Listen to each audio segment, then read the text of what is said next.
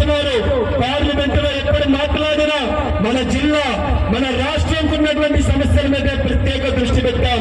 ఆ అనుభవం ఉంది, సమస్యల మీద స్పష్టమైనటువంటి అవగాహన ఉంది.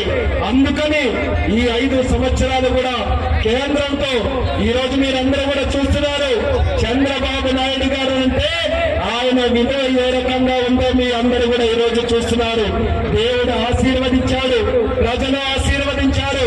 అందుకనే ఆయనకి ఎక్కడైతే అవమానం జరిగిందో, ఎక్కడైతే ఆయనకి నష్టం జరిగిందో మళ్ళీ దేవుడు వడ్డీతో సహా తిరిగి ఇచ్చే విధంగా దేశం మొత్తం ఈ రోజు చంద్రన్న చంద్రన్న చంద్రన్న అని చెప్పుకునే స్థాయిలో ఈ రోజు ఆయన కూర్చొని పెట్టాడు.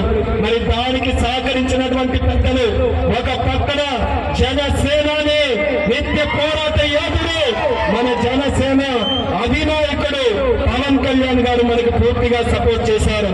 వాళ్ళ నాయకులు కూడా క్షేత్ర స్థాయిలో వాళ్ళు కూడా అదే రకంగా మనతో పాటు కష్టపడి ఈ రోజు అత్యధికమైనటువంటి మెజారిటీతో ఈ రాష్ట్రం కాదు దేశంలో ఎప్పుడైనా ఎన్నికలు జరిగితే ఇటువంటి రిజల్ట్ ఎక్కడా కూడా లేని స్థాయిలో రికార్డు మెజారిటీతో గెలిపించారు అంటే దాంట్లో జనసేనకి ధన్యవాదాలు మరొకసారి నేను తెలియజేసుకుంటున్నాను. మరి అలాగే మన రాష్ట్రంలో ఉన్నటువంటి సమస్యలు, ముఖ్యంగా నాకు ఉన్నటువంటి శాఖ విమానయాన శాఖ ఉంది. చాలా ఎయిర్పోర్ట్లు ఉన్నాయి, డెవలప్ చేయాలి. నా అదృష్టం ఏంటంటే మన పక్క జిల్లాలోనే సోదర జిల్లాలో భోగాపురం ఎయిర్పోర్ట్ నిర్మాణానికి తయారైంది. రికార్డు స్పీడ్ లో అది కట్టించి విమానాలు అక్కడ తెప్పించి ఈ 3 జిల్లాలకి కూడా ప్రధాన అభివృద్ధి కేంద్రంగా ఎయిర్పోర్ట్ తయారు చేస్తానని ప్రజలందరికీ కూడా హామీ ఇస్తున్నాను. ఎయిర్పోర్ట్ డెవలప్ అయితే కేవలం ఫ్లైట్లు ఎక్కి దిగడమే కాదు, దానికి తోడుగా వేల మంది యువతి యువకులకి ఉద్యోగాలు వస్తాయన్నది కూడా ప్రతి ఒక్కరు కూడా దృష్టిలో పెట్టుకోవాలి. ఇన్స్టిట్యూట్లు మనకు వస్తాయి, దానికి సంబంధించినటువంటి కంపెనీలు వస్తాయి, ఎంతో మందికి ఉద్యోగ అవకాశాలు వస్తాయి. అందుకనే భోగాపురం ఎయిర్పోర్టు, విజయవాడలో ఎయిర్పోర్టు, తిరుపతిలో ఎయిర్పోర్టు, అలాగే కడపలో, కర్నూలులో, రాజమండ్రిలో ఎన్నో ప్రాంతాల్లో మన రాష్ట్రంలో ఉన్నటువంటి ఎయిర్పోర్టులు అన్ని రకాలుగా 100కి 100% అభివృద్ధి చేసే బాధ్యత నేను తీసుకుంటానని కూడా ఈ సందర్భంగా తెలియజేసుకుంటున్నాను. దానికి తోడుగా జిల్లాకి చాలా సమస్యలు మనం పరిష్కారం చేశాం. ఈ రోజు కేంద్ర మంత్రిగా ఉన్నాం.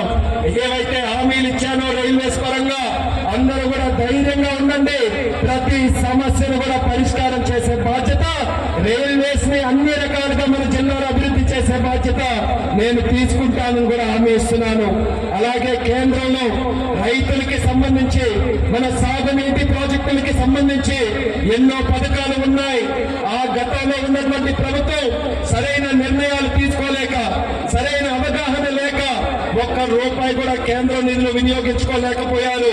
కానీ ఈ రోజు మళ్ళీ మన అందరి అదృష్టం, మన రాజకీయ బాహుబలి రాష్ట్రానికి అధ్యక్షుడిగా ఉండి 175కి 160 సీట్లు వస్తాయని 2 సంవత్సరాలుగా ఖచ్చితంగా చెప్పినటువంటి ఒకే ఒక్క వ్యక్తి మన అచ్చెన్నాయుడు గారు.